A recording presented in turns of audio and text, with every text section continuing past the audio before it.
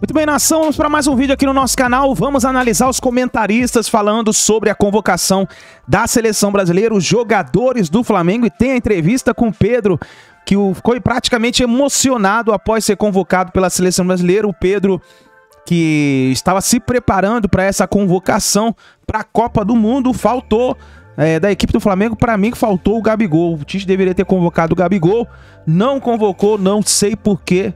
O Gabigol que tá brilhando aí nas temporadas aí com o Flamengo. Então nós vamos aqui agora reagir e ver o que os comentaristas falaram referente a essa convocação, Pedro, Everton Ribeiro e por que não convocou o Gabigol. Então escreva nos comentários sua opinião, já chega explodindo o dedo no like, se inscreva no canal, ativa o sino das notificações, créditos, canal ESPN Brasil, e vamos para mais um vídeo do Mengão.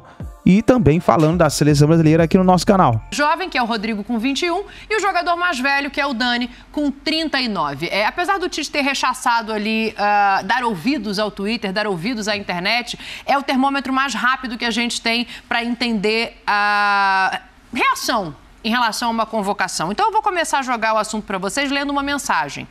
Uma mensagem do João Guilherme, não o nosso aqui, mas um telespectador, que fala: o Tite convocou várias vezes, não convocou várias vezes o Pedro, falando que ele precisava jogar. Hoje ele convoca o Daniel Alves, que não joga tem um tempo. Bastante coerente, hein, Tite? E aí, Prates, ele fala ali em experiência, ele coloca outros momentos.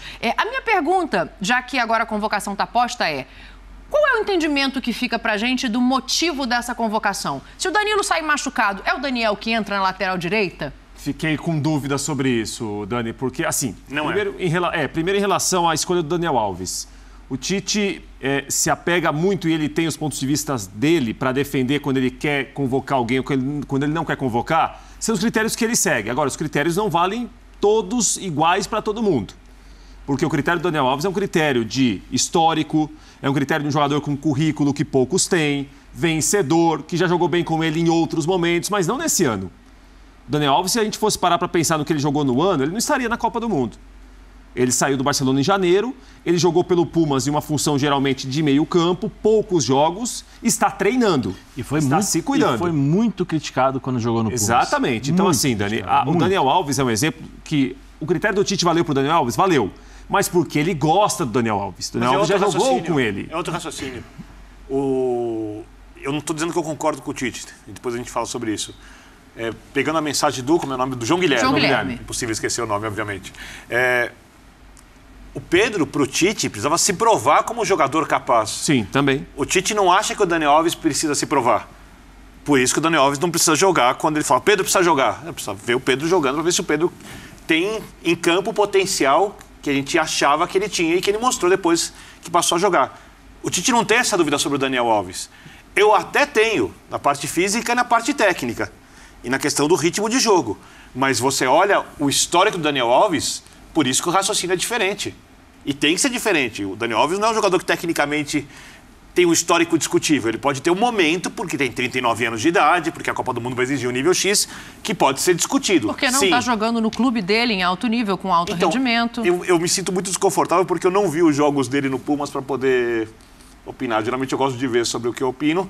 No caso, a comissão técnica achou que o nível é suficiente. Então vou te dar dados. Pode colocar a tela pra gente, por favor, pra gente fazer esse debate aqui, para ajudar a entender os números, né? Claro que números são coisas frias, a gente tem aqui 2 ex-jogadores que sabem disso, mas eu acho que, assim, esses dados, eles podem ajudar a elucidar. Por exemplo, ele fez 12 jogos desde que ele chegou no Puma, saindo do Barcelona com 17. E a gente tá vendo aí os números talvez não expressem nem o que é o Daniel Alves. Se a gente tirar aquela foto ali do lado e olhar só os números dele no Puma, dificilmente, fazendo uma brincadeira, a gente acertaria: é o Daniel Alves. Então, Dani, mas aí tem uma coisa, eu não tô querendo defender o jogador aqui, mas eu sou obrigado a falar, porque eu penso de futebol, obviamente, as pessoas podem discordar.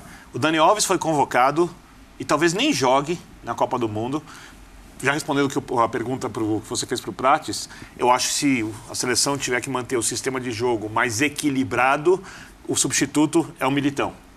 não é o Daniel Alves. Acho que o Daniel Alves só entra numa situação muito específica, típica. Mas o Brasil precisa construir 26 jogadores. Tem que chamar os jogadores todos com condição para jogar. Por mais que seu modelo de jogo seja diferente, troque esse, troque aquele. O Daniel Alves entra no raciocínio do Pedro, mas não pelo que disse o João Guilherme. O Daniel Alves entra pelo raciocínio do Ricardo Rocha em 94. Ele vai ficar lá para passar a experiência para o grupo. A verdade também por é isso. E qual a importância disso? Para te ouvir o Luiz também. Não é importante você ter esse cara ou não? Sim, poderia ser um outro cara? É importante, mas assim, é importante, concordo, é importante você ter esse tipo de situação, mas você privar uma convocação em que você pode ter um jogador de...